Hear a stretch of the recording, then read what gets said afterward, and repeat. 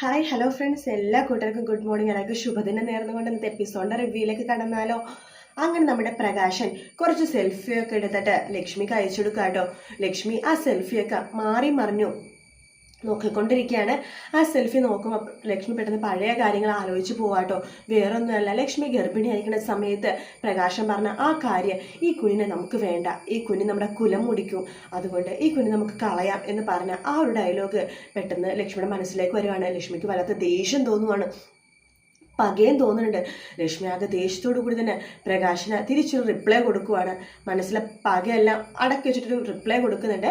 പ്രകാശിന് പെട്ടെന്ന് ലക്ഷ്മിയുടെ മെസ്സേജ് വരികയാണ്. പ്രകാശിന് ആർത്തിയോട് കൂടി തന്നെ ആ മെസ്സേജ് വായിക്കുന്നുണ്ട്. അതിൽ എഴുതിയിരിക്കുന്നത്, ആ സൗന്ദര്യം ഭയങ്കരമായിട്ടുണ്ടല്ലോ, 3 കുട്ടികളുടെ അച്ഛനാണെന്ന് തോന്നില്ല കേട്ടോ, നല്ല ഭംഗിയുണ്ട് കാണാനായിട്ട് എന്ന് പറഞ്ഞാണ് ആ മെസ്സേജ് അയച്ചിരിക്കുന്നത് കേട്ടോ. അത് കാണുന്ന പ്രകാശൻ നിലത്തൊന്നുമല്ല, ആകെ പാട്ട് പാടിയിട്ട് കണ്ണാടിയുടെ മുമ്പിൽ ഇങ്ങനെ പാട്ട് പാടിക്കൊണ്ടിരിക്കുക കേട്ടോ. പ്രായം തമ്മിൽ മോഹം നിലയ്ക്കുന്ന പാട്ട് പാടിക്കൊണ്ടിരിക്കുകയാണ്. അത് കേട്ടുകൊണ്ട് അമ്മൂമ്മ അങ്ങോട്ടേക്ക് വരുന്നുണ്ട്. എന്താണ് പ്രകാശം നീ പാട്ടൊക്കെ പാടുന്നത് എന്ന് ചോദിക്കുകയാണ്. അല്ല, നീ ഇത് എന്ത് ഡ്രസ്സാണ് ഇട്ടിരിക്കണത്? ഒരുമാതിരി ഇപ്പോഴത്തെ പിള്ളേരിട്ടുന്ന പോലത്തെ ഡ്രസ്സ്. അമ്മേ, എങ്ങനെയുണ്ടമ്മേ ഡ്രസ്സ്? എന്തായാലും കൊള്ളാവോ? പിന്നെ നന്നായിട്ടുണ്ടാ, ഇപ്പം നിന്നെ കാണാനേ നല്ല ഭംഗിയുണ്ടെന്ന് പറയുമ്പോൾ അത് അമ്മ പറയേണ്ട ആവശ്യമില്ല, പറയേണ്ടവരൊക്കെ പറഞ്ഞിട്ടുണ്ട്. പറയേണ്ടവരോ? അതാരാ? അതൊക്കെ ഉണ്ടമ്മേ. ഇത് കാർത്തിക മോള് മേടിച്ച ഡ്രസ്സാണ്. ഇനിയും ഒരുപാട് ഡ്രസ്സുണ്ട്. ആ ഡ്രസ്സുകളൊക്കെ എടുത്ത് സെൽഫി എടുത്തിട്ട് അയച്ചു കൊടുക്കണം അവക്ക്. ആർക്കയക്കണ കാര്യം നീ പറയണത്? അതൊക്കെ ഞാൻ പിന്നീട് പറയാമേ എന്ന് പറയാണ്. എന്തൊക്കെ പറയണേ, നിന്നെ കാണാൻ ഒരു ചന്തമൊക്കെ വന്നിട്ടുണ്ട്. 2-3 അറ്റാക്ക് വന്നപ്പോഴേ നീ ആകെ മെലിഞ്ഞ് ക്ഷീണിച്ചായിരുന്നു.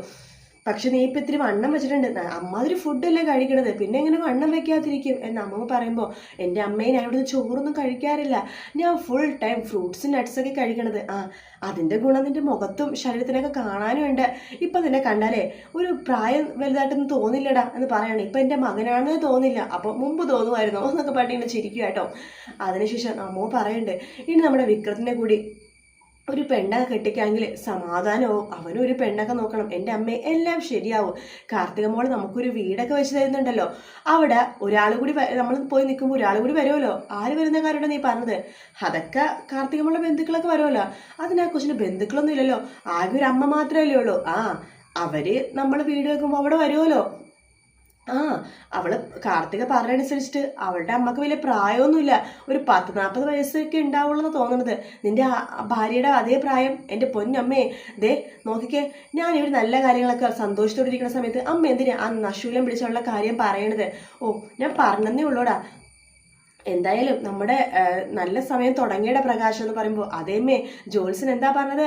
നല്ല സമയം ആവാനായിട്ട് ചിലപ്പോൾ 60 വയസ്സ് വരെ കാത്തിരിക്കേണ്ടി വരുന്നു. ഇത് 60 വയസ്സ് വരെ കാത്തിരിക്കേണ്ടി വന്നേമേ. എൻ്റെ ജാതകത്തിലെ ശുക്രൻ തെളിഞ്ഞു, ശുക്രൻ. ഇനി വിക്രത്തിനെയും കൂടി നല്ലൊരു പെണ്ണൊക്കെ കെട്ടിച്ച് നമുക്ക് സന്തോഷമായിട്ട് ജീവിക്കണമേ, സന്തോഷമായിട്ട് ജീവിക്കണം എന്നൊക്കെ പറഞ്ഞിട്ട് പൊട്ടിച്ചിരിച്ചുകൊണ്ടിരിക്കുകയാണ്.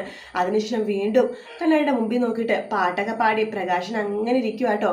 അതിനുശേഷം കാണിക്കുന്നത് കല്യാണിനെയും കിരണിനെയാണ്. അവർ രണ്ടുപേരും റെസ്റ്റോറൻറ്റിൽ ഐസ്ക്രീം കഴിച്ചുകൊണ്ടിരിക്കുകയാണ്. കല്യാണി പറയുന്നുണ്ട്, ഇനി എന്തെങ്കിലും ഇതുപോലത്തെ പരിപാടി വരുവാണെങ്കിൽ ഞാൻ ഒറ്റയ്ക്ക് പോവില്ല, കിരണേട്ടനില്ലാണ്ട് ഞാൻ ഒറ്റയ്ക്ക് പോവില്ല എന്ന് പറയുമ്പോൾ, അങ്ങനെയൊന്നും പറയില്ലേ കല്യാണി. ദേ, ഒഴിച്ചുകൂടാൻ പറ്റാത്ത കുറച്ച് വർക്ക് വന്നുകൊണ്ടല്ലേ ഞാൻ തന്നെ ഒറ്റയ്ക്ക് വിടുന്നത്, അല്ലെങ്കിൽ ഞാൻ ഒറ്റയ്ക്ക് തന്നെ വിടില്ലല്ലോ.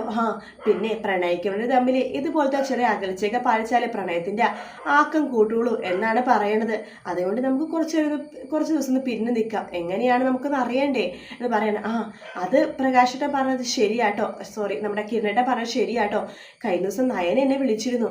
നയനയും അതുപോലെ തന്നെ ആദർശേട്ടനും കുറച്ച് ദിവസം പിരിഞ്ഞ് താമസിച്ചായിരുന്നല്ലോ. അതിൽ പിന്നെ ആദർശത്തിന് നയനയില്ലാതെ പറ്റുന്നില്ലതാ പറഞ്ഞത്. അവർ തമ്മിലിപ്പോൾ ഭയങ്കര പ്രണയത്തിലാണെന്നാ നയന പറഞ്ഞത്.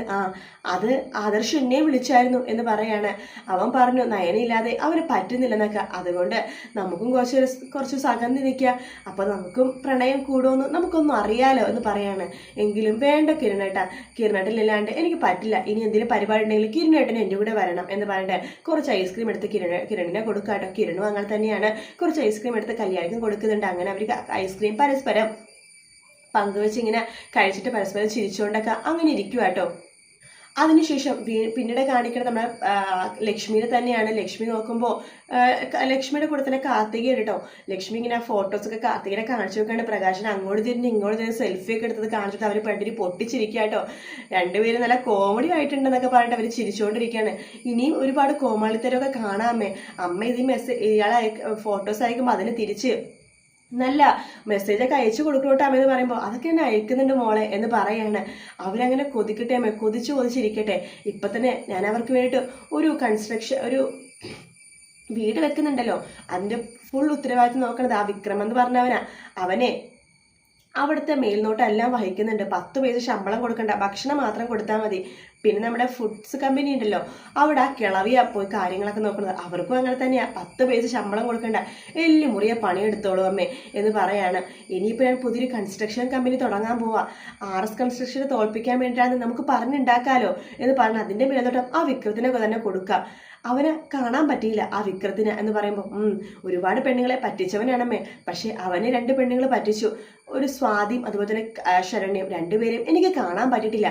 സ്വാതി എന്ന് പറഞ്ഞവളെ നല്ല രീതിന് അവനെ പറ്റിച്ചു അമ്മേ, കല്യാണം വരെ കൊണ്ട് എത്തിച്ചിട്ട് ആണ് പറ്റിച്ച് തേച്ചൊട്ടിച്ചതെന്ന് പറയാണ്. ശരണ്യയുടെ ജീവിതം അവൻ തകർത്തതാ, അതുകൊണ്ട് ശരണ്യം അവനിട്ട് നല്ല പണി തന്നെ കൊടുത്തു എന്ന് പറയാണ്. എന്തായാലും അവൻ്റെ അച്ഛൻ്റെ സ്വഭാവം തന്നെ അവനും, ഏതായാലും 3 പേർക്കും നല്ല പണി കൊടുക്കണം മോളെ എന്ന് പറയാണ്. എന്തായാലും നല്ല രീതിയിൽ തന്നെ പണി കൊടുക്കുന്നുണ്ടല്ലോ മകൻ കമ്പനിയിൽ. 3 പേരും നല്ല രീതിയിൽ തന്നെ മുറിയെ പണി എടുക്കുന്നുണ്ട്. പിന്നെ ഷെയർ പകുതി കൊടുക്കാന്ന് ഞാൻ പറയാൻ പോണത്. 1 വർഷം കഴിയുമ്പോൾ ഷെയർ കൊടുത്താൽ മതിയല്ലോ, അതാണല്ലോ അതിൻ്റെ ഒരു രീതി. 1 വർഷം ആവണമ്പോൾ നമ്മുടെ ഈ നാടകമൊക്കെ പൊളിയോലാമേ, പിന്നെ അതിൻ്റെ ശേഷം ഷെയറൊന്നും കൊടുക്കേണ്ടി വരില്ല എന്ന് പറയാണ്. എന്നാലും 3നെയും നിർത്തി കത്തിക്കാനേ മോളെ എനിക്ക് തോന്നണത്. ഈ പ്രകാശ് എന്ന് പറഞ്ഞവനുണ്ടല്ലോ, അവൻ്റെ അമ്മയുണ്ടല്ലോ, ഇപ്പൊ പ്രായമൊക്കെ ആയിട്ട് അടങ്ങി ഒതുങ്ങി ചിലപ്പോൾ ഇരിക്കുന്നുണ്ടാവും. പക്ഷെ അവരുടെ നല്ല സമയത്ത് ഇതുപോലത്തെ ഒരു അമ്മായിയമ്മനെ ആർക്കും കിട്ടരുതെന്ന് ഞാൻ പ്രാർത്ഥിച്ചിട്ടുണ്ട്. മോൾക്കറിയാവോ, എൻ്റെ വയറ്റില് ഒരു പെൺകുഞ്ഞാണെന്ന് വയറ്റാട്ടി പറഞ്ഞപ്പോൾ അവൻ എന്നെ എന്തുമാത്രം ഉപദ്രവിച്ചിട്ടുണ്ടെന്ന്. ഞാൻ മലർന്നടിച്ച് വീഴാൻ വേണ്ടി നിലത്ത് എണ്ണയൊക്കെ ഒഴിക്കുമായിരുന്നു, ബാത്റൂമിൽ സോപ്പ് വെള്ളമൊക്കെ ഒഴിക്കുമായിരുന്നു. എത്ര പ്രാവശ്യം ഞാൻ വീണിട്ടുണ്ടെന്ന് മോൾക്ക് അറിയാവോ? ചിലപ്പോൾ എൻ്റെ കുഞ്ഞിൻ്റെ വയറ്റിന് പോയിട്ടുണ്ടാവുന്ന പോലെ ഞാൻ പേടിച്ചിട്ടുണ്ടായിരുന്നു എന്നൊക്കെ പറയാണ്. എൻ്റെ കുഞ്ഞിന് ഓടൽ വരെ അവർ കളഞ്ഞു, പക്ഷെ എനിക്ക് എൻ്റെ കുഞ്ഞിനെ കിട്ടി എന്നൊക്കെ പറയാണ്. അത്രമാത്രം അവരെന്നെ ഉപദ്രവിച്ചിട്ടുണ്ട് മോളെ, അതിനേക്ക് എനിക്ക് പകരം വീട്ടണം, എല്ലാത്തിനെയും ഞാൻ നിർത്തി കത്തിക്കും മോളെ എന്ന് പറയുമ്പോൾ അമ്മ കാത്തിരുന്നോമ്മേ, ആ ഒരു ദിവസം ഉടനെ വരും. അല്ല മോളെ, നമ്മുടെ അകന്ന് നിൽക്കുന്ന 2 പേരുണ്ടല്ലോ, കിരണും കല്യാണി, അവരെ നമുക്ക് നമ്മുടെ കൂടെ തന്നെ നിർത്തണ്ടേ? വേണ്ടമ്മേ, ഇപ്പം അവരുടെ സത്യങ്ങളൊന്നും പറയണ്ട. സത്യങ്ങളൊക്കെ പറഞ്ഞു കഴിഞ്ഞാൽ അവർ നമ്മളെ കാണാൻ വേണ്ടി ഇടയ്ക്കിടയ്ക്ക് ഇങ്ങോട്ട് വരും. അത് ആ വിക്രത്തിനും പ്രകാശിനൊക്കെ സംശയം തോന്നും. അല്ലെങ്കിൽ തന്നെ ഇപ്പം വിക്രത്തിന് സംശയമുണ്ട്. അവനോട് ചോദിച്ചു എന്താണ് പെട്ടെന്ന് അവരെ സ്നേഹിക്കണേന്ന്.